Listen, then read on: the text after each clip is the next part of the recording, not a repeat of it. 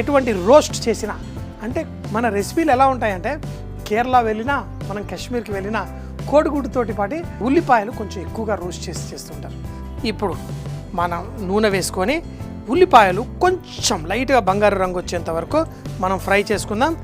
ఈ రోస్ట్ బాతుగుడ్లని ఎక్కువగా వాళ్ళు ఆపం దోశలతోటి ఇష్టపడతారు.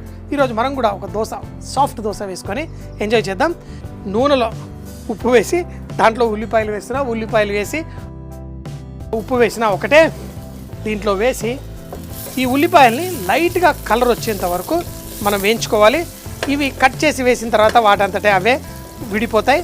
దీంట్లో మనకి పర్ఫెక్ట్.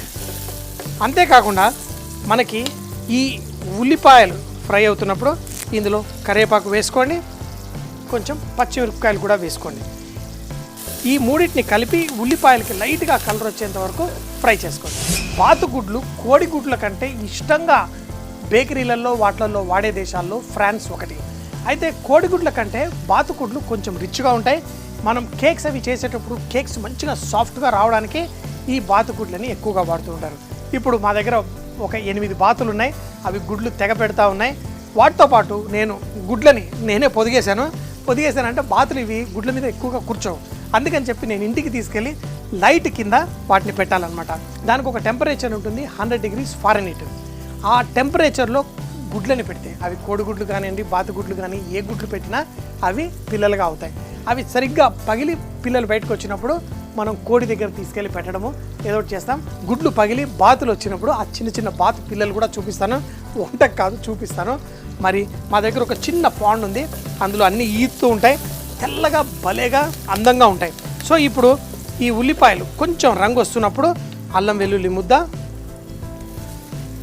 అలాగే ఇందులో కొంచెం మనం మిరియాలు దంచి వేసుకుంటాం. మిరియాలు ఎప్పుడైనా వంటల్లో వేసేటప్పుడు నేను 2 సార్లు వేయడానికి ఇష్టపడతాను. ఒకటి స్టార్టింగ్ వంటలో కొంచెం వేస్తాను, లాస్ట్లో దించే ముందు స్టవ్ మరొకసారి వేస్తాను.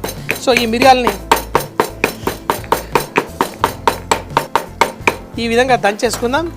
ఇందులో మన ఉల్లిపాయలతో పాటు కొంచెం పసుపు, అలాగే జీలకర్ర అందులో నూనెలో వేసుకోవాలి, అయినా పర్లేదు ఇందులో కొంచెం వేసి దీన్ని ఈ విధంగా వేగనిద్దాం. ఎంత ఉల్లిపాయలు ఎక్కువ వేసుకుంటే అంత బాగుంటుంది. కానీ ఒక్కొక్క ప్రాంతంలో ఒక్కొక్క స్టైల్లో ఇష్టపడతారు.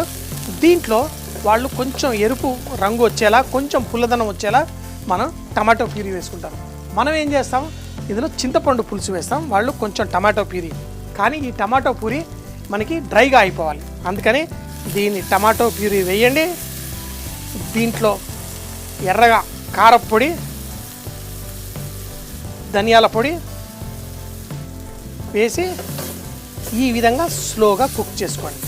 టమాటాల్లో ఉన్న తేమ బయటకు వస్తుంది, అది చిక్కబడుతూ మనకి ఆ ఉల్లిపాయలు ఎక్కువగా కనిపించాలి. ఆ టమాటాలో నుంచి నూనె బయటకు వచ్చేంత వరకు స్లోగా కుక్ చేసుకోండి. తర్వాత మనం బాతుగుడ్లు, అలాగే దీంట్లో కొంచెం అంత మసాలా, కొత్తిమీర వేసి దీన్ని ఫినిష్ చేసి, చెప్పాను కదా ఉదయం పూట కోడిగుడ్డు రోస్ట్ కానీ బాతుగుడ్డు రోస్టు ఆపంతో ఎంజాయ్ చేస్తారు. మనం ఈరోజు దోశతో ఎంజాయ్ చేద్దాం. ఒకసారి ముందు వేసుకోవచ్చు, తర్వాత కూడా వేసుకోవచ్చు. ఈ మిరియాల పొడి ఇందులో, అలాగే మనం కొత్తిమీర,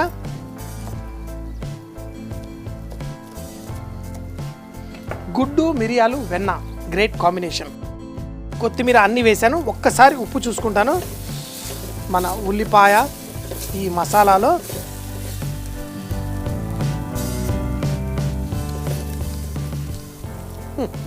టేస్ట్ బాగుంది. ఇంకా అందులో గుడ్డు వేస్తే ఇంకా బాగుంటుంది. ఉప్పు కూడా తగినంత వేసి దీంట్లో వెన్న, లాస్ట్లో గుడ్డు వేసే ముందు ఇందులో కొంచెం వెన్న వేద్దాం. దీన్ని కలిపేద్దాం. కలిపి ఇంకా కుక్ చేయకూడదు, స్టవ్ కట్టేసేయండి. ఈ బాతుగుడ్లు ఏవైతే ఉన్నాయో వీటిని మీరు ఇలా సగంగా కట్ చేసి వేసుకోవచ్చు, లేకపోతే ఫుల్ కూడా ఉంచవచ్చు. లోపల సొన మంచి డార్క్ ఎల్లో కలర్లో పసుపులా ఉంటుంది. దీంతో పాటు వేసేయండి. మిగతా గుడ్లని కూడా అదేవిధంగా బాతుగుడ్లని వేసేసుకుందాం. దీన్ని మనం ఒక బౌల్లో అంతా అయిన తర్వాత చూడండి మన గుజ్జు, దీన్ని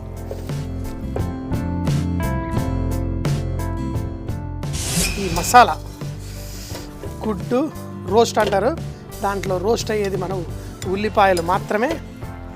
ఆహా,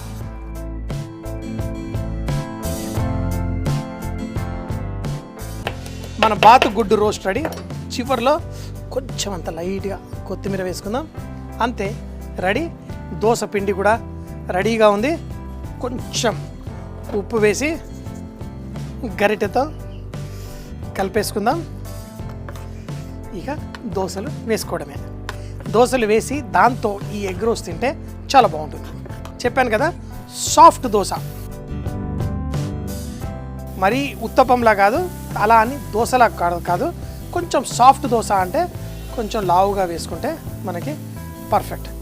ఇవి సాఫ్ట్గా చేసుకొని దాంతో మనం ఈ ఎగ్ రోస్టు ఇలాంటివి తిని ఎంజాయ్ చేయొచ్చు. మీరు చూస్తూ ఉంటారు కదా, దోశల పైన మూత కూడా పెట్టి మనం చేస్తూ ఉంటాం. అలా కూడా చేసుకోవచ్చు, లేకపోతే రెండు పక్కల లైట్గా కుక్ అయ్యేంత వరకు కూడా చేసుకోవచ్చు. కానీ దోశ కొంచెం కుక్ అయితేనే ఈజీగా వచ్చేస్తుంది. పైన కూడా కుక్ అవ్వాలంటే మూత పెట్టేస్తారు. ఈ మూత పెట్టి దోశని మనం మంచిగా పైన కూడా సాఫ్ట్గా కుక్ అయ్యేంత వరకు చేసుకోవచ్చు. ఈ లోపల మన గుడ్డు రోస్ట్, ఆహా చూడండి,